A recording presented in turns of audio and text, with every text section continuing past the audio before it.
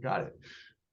Hi there, everybody. I am Sheila Kennedy, and I am with In the Know. I represent Professional Notary Services and New York Notary Alliance, and we are here to have conversations with folks that are experts in their fields, gurus, have lots of experience, or great information to share with us. And today we are here with Ken Fanger, and he is a cybersecurity professional, and he is here to tell us all about a new way to think of cybersecurity.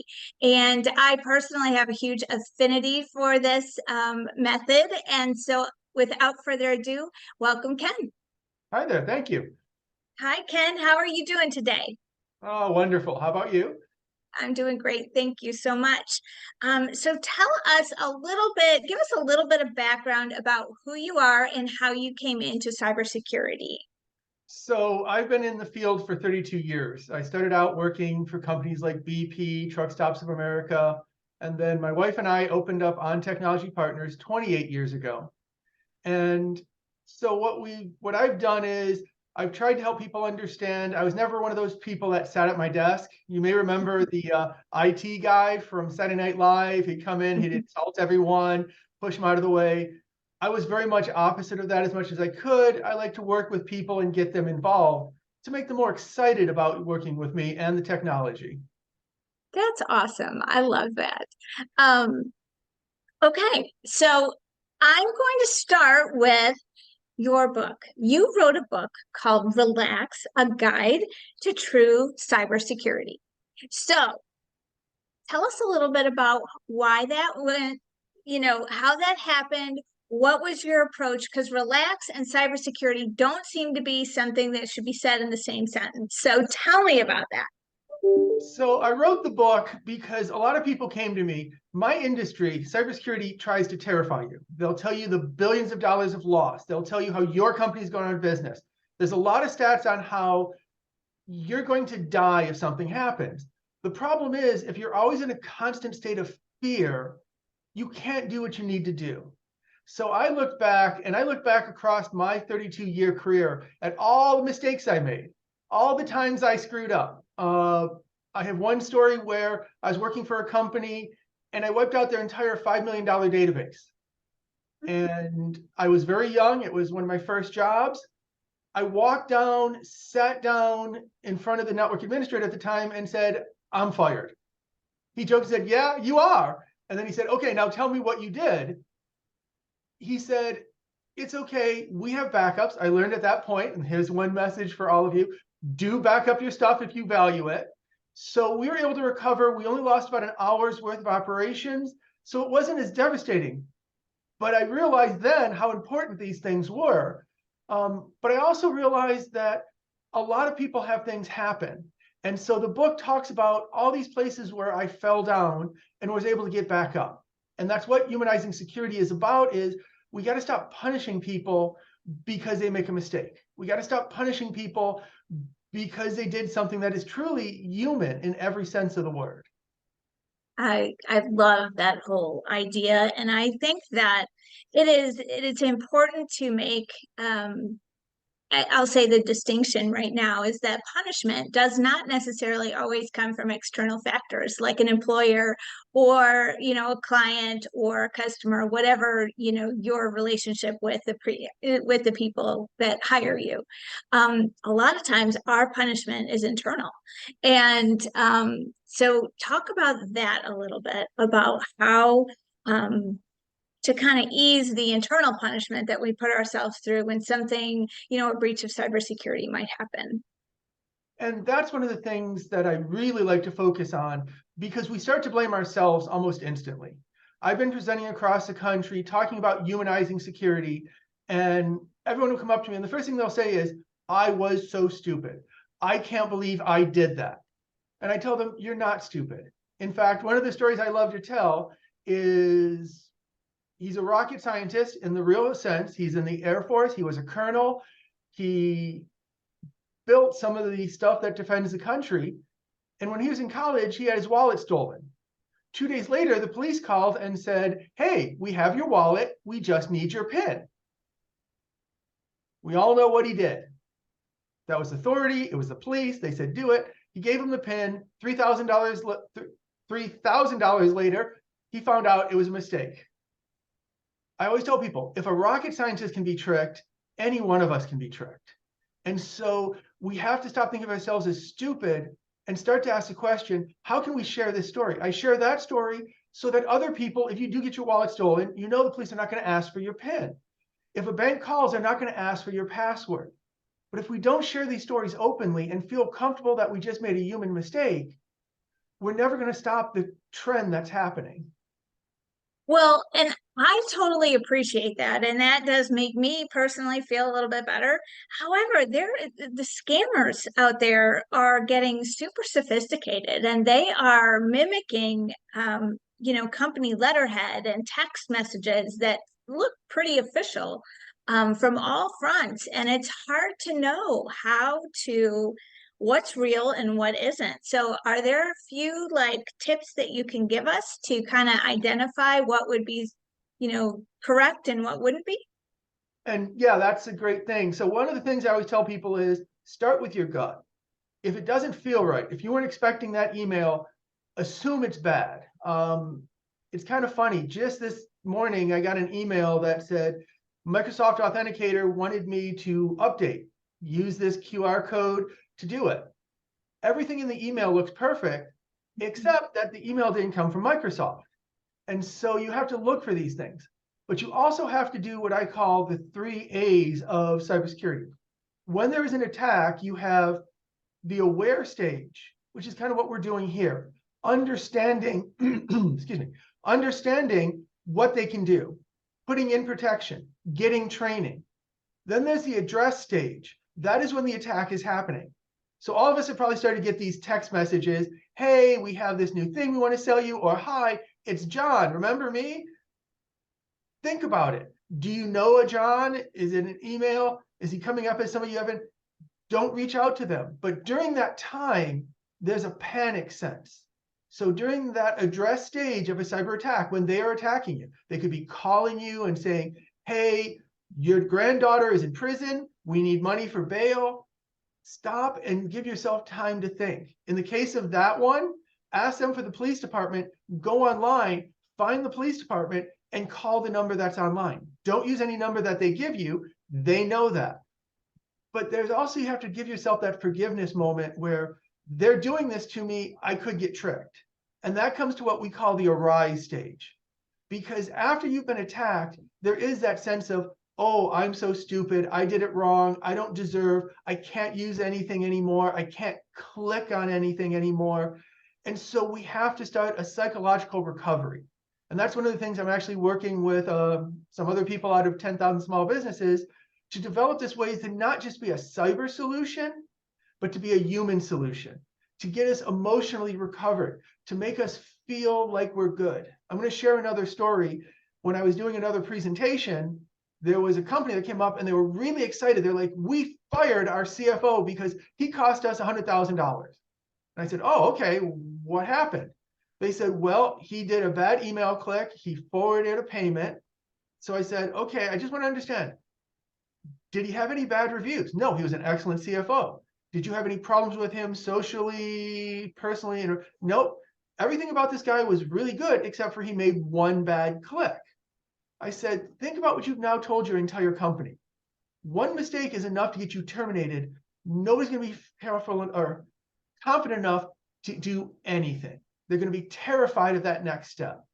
And so one of the things is that what we call psychological safety, it's a concept out of Harvard, where you have to make an environment where people feel safe to share the stories, to tell you what's happening. And so it's going to take a change because we're used to punishing until security gets better, and it doesn't work. I love that. And I do think that there are mistakes that happen that, breaches of security, especially, in the notary world, we try super hard to be very, protective of everybody's information, et cetera, et cetera. And sometimes there are mistakes that happen, right? There's just, something something happens. And I do think that there's a hesitancy with many of the notaries or companies that, we work with, that may not want to share that information, that they've actually, made a mistake, or they have their spidey senses up and they feel like something's not right, or, they have questions and they don't want to appear dumb. And the reality is that we need them to be, transparent and upfront and that kind of thing. Is there any tip that you have for us that would help alleviate the hesitancy? Aside from, we can say all we want. It's okay. It's okay. It's better that we know. What else can you tell us? Well, I found this interesting. I don't know if you heard of the movie Pain and Gain. I have not. So that has Mark Wahlberg, and what the story was about these bodybuilders who basically stole this man's life out in Florida. It's based on a true story. They made it a comedy, but one of the things I saw in that movie that is really relevant here is they got a notary to fraudulently claim that the guy signed a contract bill of sale. And I think sometimes we forget how important real notaries are, because most of the time it's one of those things, it's really easy. They come, they watch. In fact, we just signed with a lawyer for our retirement. We had a notary come and confirm that it was us. It seems so simple, but when it goes bad, it goes really bad. So that trust in a notary is critical to success. And we have a similar situation in the cybersecurity world. We trust big companies to protect us. We trust big business to do what they're supposed to do, but they're just people. And so we have to remember the person on the other end of that Microsoft call is a human being. The person on the other end of that bank call is a human being. And so if we can't trust the people, we can't do what we need to do. And that's where that comes in. In a notary, how many times is it, oh, it's a real simple thing. But if you don't do it right, somebody could lose their home. Somebody could be stolen like that movie showed. That's why you guys are so critical in this process. And that honesty and trust factor is vital to the success of cybersecurity and cyber deployment. More and more, you were just talking with me earlier about how they're doing virtual and they have all this security to do virtual. You trust that company that's creating that virtual connection is protecting you. And if you lose that trust, you can't do what you need to do.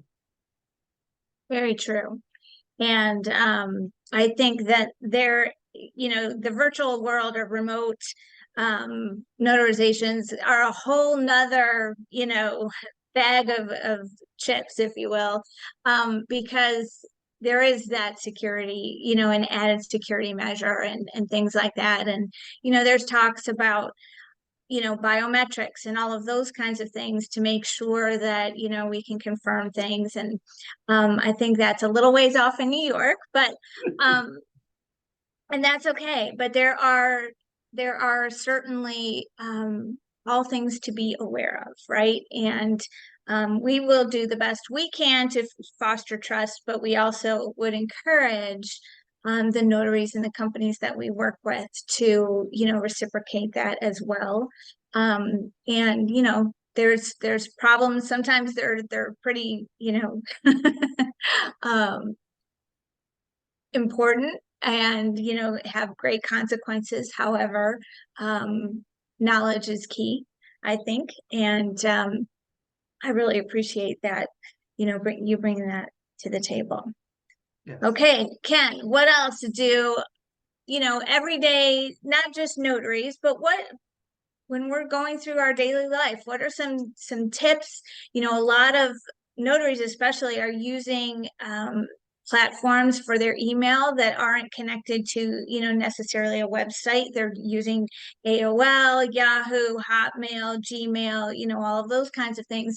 Is there anything that we need to know? I mean, we communicate with them through some, those platforms, and we're sending secure documents and things like that.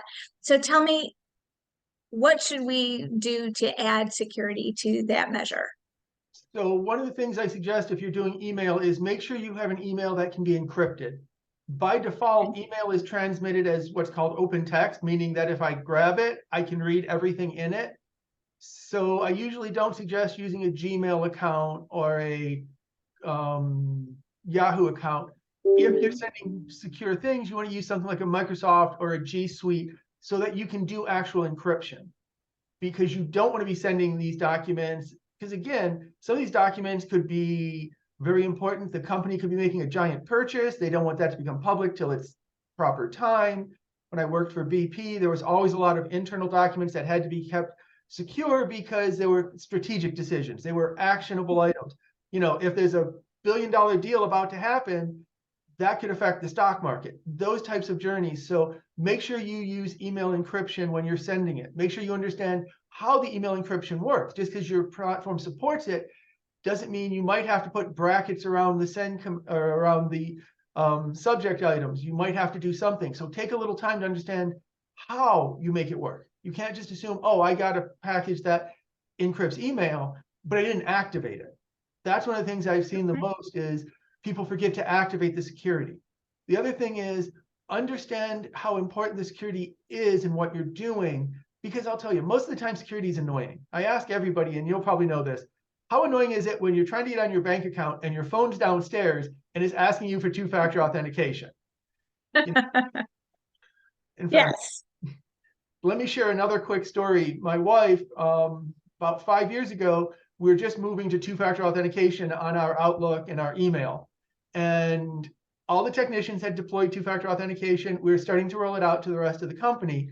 She got an email saying that her password in her Outlook had expired and she needed to go re-download it. So she went to a website, it asked for her credentials, she logged in, they took her credentials and sent out 4,000 emails. And the funny thing was, 24 hours later, that would not have worked. So that's why people ask, why do I have to go through this extra hassle? Why do I have to do this?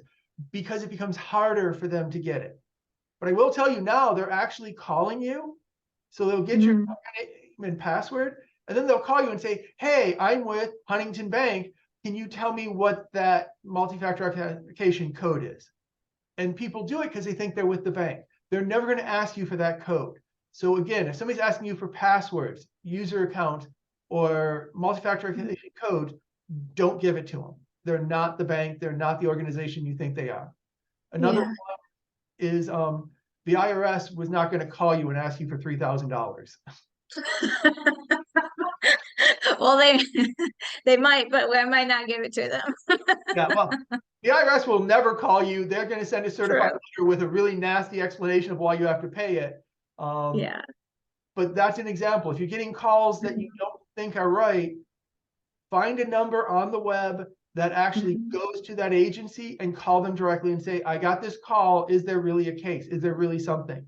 You'll be amazed at how many times the scammers are just trying to get that authoritative position to confuse you into acting. That just, it's so frustrating that people would have the time and the energy to try and scam people like that. Like imagine what they could do in the world if they put that towards good, right? But anyway, that's another story for another day. Okay, Ken, is there if you could, share one thing today that you haven't shared yet, and about cybersecurity and the general person, what would that be? So this is one thing I try to teach everybody. When you're getting attacked, remember these 3 steps: relax, evaluate, act. The spammers, the attackers, the cybersecurity people, they want you to be in a heightened panic state. People that are in a panic cannot think. They can't stop and say, this doesn't make sense. So the more they can keep you heightened, the more you will be at risk of doing something you didn't want to do. So if you have something, count to 10. I don't remember if your mother's ever said this. Mom said, if you're angry, count to 10. If there's an attack happening, count to 10. Then go, okay, does this make sense? If you read an email that says the boss needs a Amazon card immediately, does the boss actually ask you for that? Is that something you do? So evaluate what is happening. After you've relaxed yourself, brought yourself down to a more reasonable state, you can see. And then the last thing you want to do is act. Do you turn off your computer? Do you hang up the phone? Do you report it? One of the things we're working on is what we call see it, say it. We want to make a game out of this where if people report to us any type of cyber attack, we'll put them into a contest every month and they can potentially win something. Because I want to change it from being punished for making a mistake to be rewarded for seeing a mistake. And so we're working on this idea, but remember, it's an act at the end, not a react. Don't be panicky, but that takes stopping and pulling yourself back and saying, no, what is really happening? Do I want to give this guy my password? Do I want to give this guy my PIN? And so those 3 steps, if you can remember those 3, you'll walk away amazing. Okay, I love it. And don't judge yourself afterwards if, something should happen. I don't know that anyone is immune to it. So I think that we are all open to it, unfortunately. And I love the idea of this holistic approach to cybersecurity, social security, which kind of it's part of the same thing, right? But yeah, I think that this has been such a wonderful conversation. I really enjoyed hearing that it is not necessarily my fault, or, and that there are ways to protect myself and my information, even if, I do get breached. And can tell us where we can find the book, because that sounds like an amazing resource for everybody, because again, even though it seems like they're incongruent, relax and cybersecurity, you have shown us today that that is absolutely possible. So where can they find your book? Well, we're available on Amazon. You can also go to ontechnologypartners.com and you can buy it there. And we're actually working to get more people to join this. We're looking at getting a LinkedIn group on Humanizing Security, because we need all of you to be our allies. Cybersecurity, it's an us-them type of journey where the users are, I've heard this, you can't patch stupid, and users are the weakest link.